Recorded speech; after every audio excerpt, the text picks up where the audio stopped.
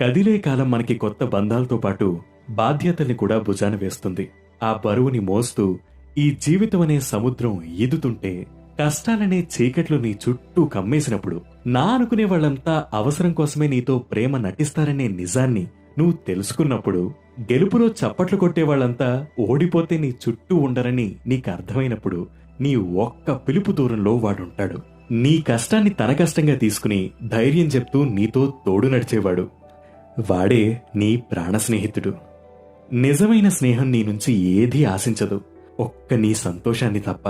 అయినా ఈ generation kids ని చూస్తే చాలా జాలేస్తోందండి. ఎందుకంటే పిల్లలు ఏం చదవాలి, వాళ్ళే జాబ్ చేయాలి, వీటన్నిటితో పాటు వాళ్ళు ఎవరితో స్నేహం చేయాలో కూడా తల్లిదండ్రులే డిసైడ్ చేస్తున్నారు.